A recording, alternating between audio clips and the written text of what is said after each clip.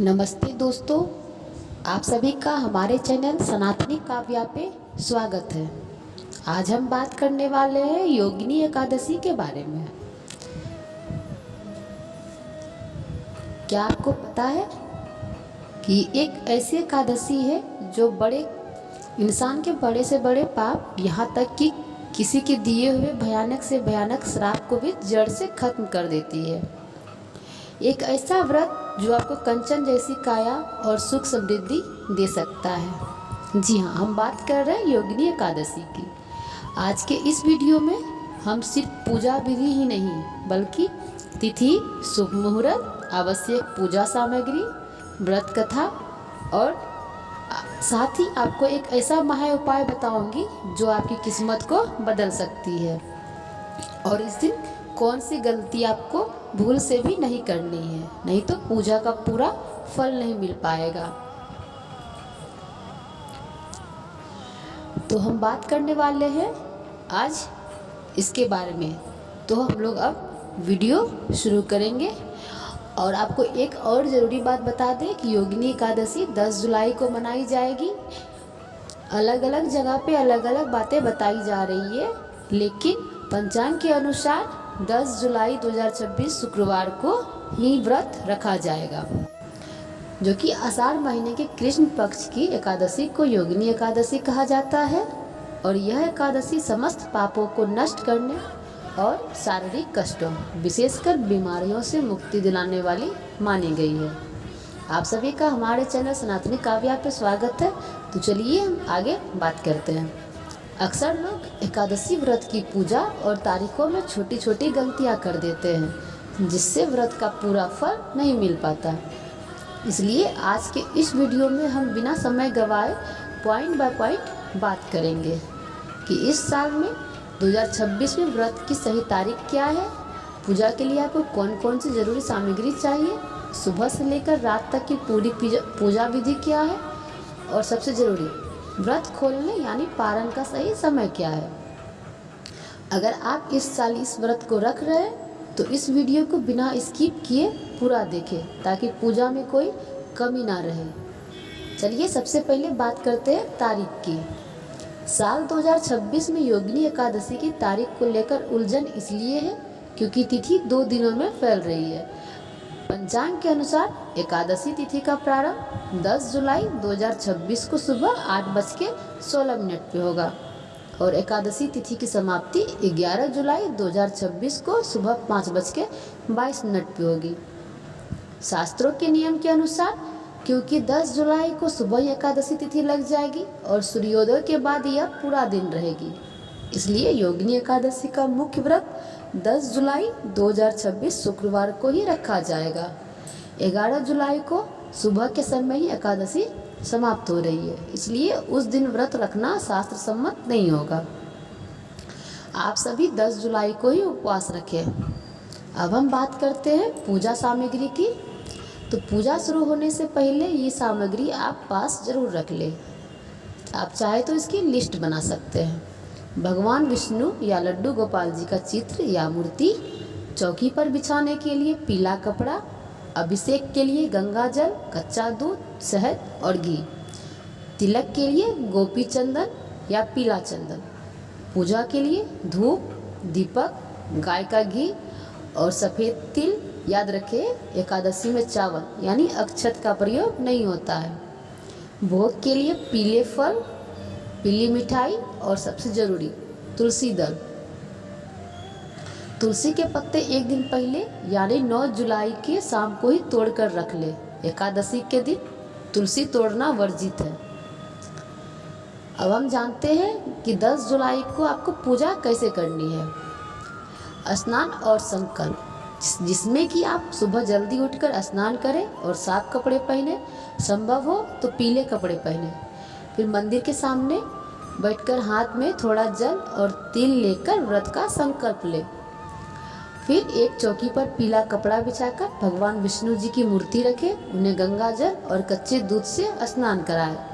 फिर चंदन का तिलक लगाएं और फूल चढ़ाएं। भगवान के सामने घी का दीपक जलाएं। इसके बाद तुलसी की माला से ओम नमो भगवते वासुदेवाय मंत्र का कम से कम 1 माला जाप जरूर करें। इसके बाद योगिनी एकादशी की व्रत कथा पढ़े या सुने। अंत में ओम जय जगदीश हरे की आरती करें और भगवान को तुलसी दल मिला हुआ भोग लगाए। रात एकादशी की रात को सोना नहीं चाहिए। रात में भजन कीर्तन या भगवान के नाम का स्मरण करना बहुत ही शुभ माना जाता है। अब हम बात करेंगे एकादशी व्रत कथा की कि आखिर ये क्यों मनाया जाता है, इसके पीछे क्या कथा है।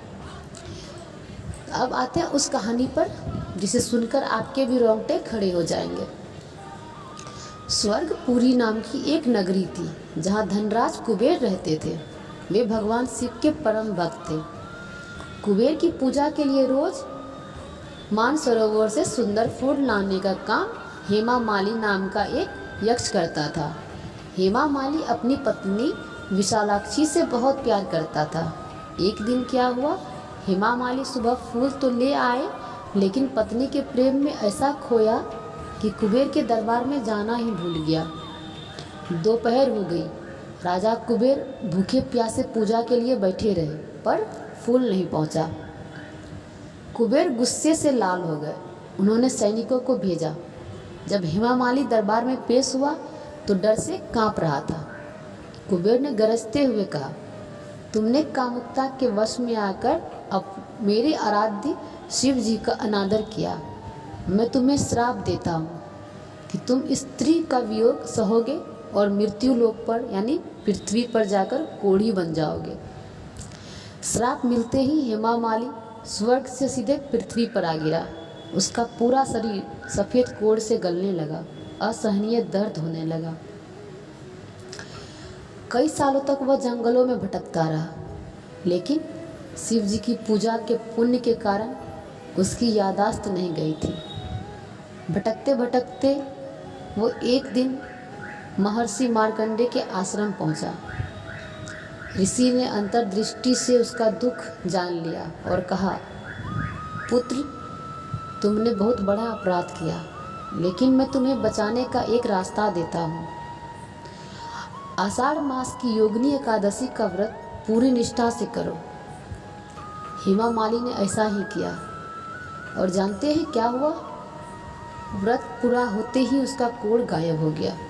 उसकी काया फिर से दिव्य और सुंदर हो गई और वो वापस अपनी पत्नी के पास स्वर्ग लौट गया।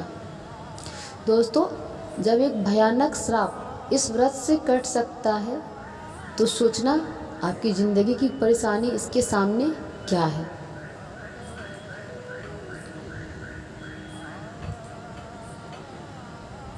अब हम बात करेंगे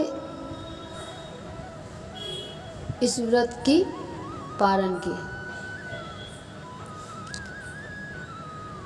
उससे पहले आपको एक बात बता देती हूँ, जो 5 बहुत बड़ी गलतियाँ हैं जो व्रत तोड़ देती है। तो अब बात करते हैं उन 5 गलतियों की जो आपको भूल कर भी नहीं करनी है। सबसे पहला, चावल का सेवन। इस दिन घर में किसी को भी चावल नहीं खाना चाहिए, यहाँ तक कि जो व्रत नहीं रखे उन्हें भी नहीं। एकादशी के दिन तुलसी के पौधे में जल नहीं चढ़ाए और ना ही उसके पत्ते तोड़े, क्योंकि माता तुलसी भी इस दिन विष्णु जी के लिए व्रत रखती है। इस दिन किसी की बुराई ना करें, झूठ ना बोले और गुस्सा तो बिल्कुल ना करें। साथ ही एकादशी के दिन बाल, नाखून काटना या दाढ़ी बनाना पूरी तरह वर्जित है और एकादशी की रात को सोकर नहीं बिताना चाहिए। रात में भजन कीर्तन या विष्णु सहस्त्र नाम का पाठ जरूर करें। अब मैं आपको बताती हूँ एक महा उपाय जो कि किस्मत बदल देने वाली है। अगर आपके घर में पैसों की तंगी है या बीमारी पीछा नहीं छोड़ रही है, इस दिन शाम के समय तुलसी के पौधे के सामने गाय के घी का दीपक जलाएं और 11 बार परिक्रमा करें। भगवान विष्णु जी के मंदिर में जाकर ओम नमो भगवते वासुदेवाय मंत्र का जाप करते हुए पीले रंग का अनाज या फल दान करें। यह उपाय आपकी सोई हुई किस्मत को जगा सकता है। अब हम बात करेंगे कि पारण का सही समय क्या है।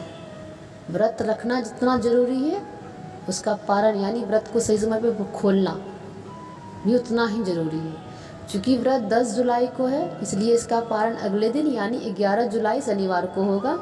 और इसका शुभ मुहूर्त है दोपहर 1:50 से शाम के 4:36 के बीच होगा। शनिवार सुबह उठकर सामान्य पूजा करें, किसी ब्राह्मण या ज़रूरतमंद व्यक्ति को भोजन सामग्री दान करें। इसके बाद दोपहर के शुभ मुहूर्त में जल और तुलसी पत्र लेकर अपना व्रत खोलें। इस दिन आप भोजन में चावल खा सकते हैं। अंत में एकादशी कि आप सभी को बहुत बहुत शुभकामनाएं। तो भक्तों, ये थी 10 जुलाई 2026 को आने वाली योगिनी एकादशी की पूरी जानकारी। अगर आपको यह वीडियो मददगार लगा हो तो इसे लाइक करें और अपने परिवार के साथ शेयर ज़रूर करें। कमेंट में जय श्री हरि लिखना ना भूलें। चैनल को सब्सक्राइब ज़रूर कीजिएगा। धन्यवाद। नमस्कार।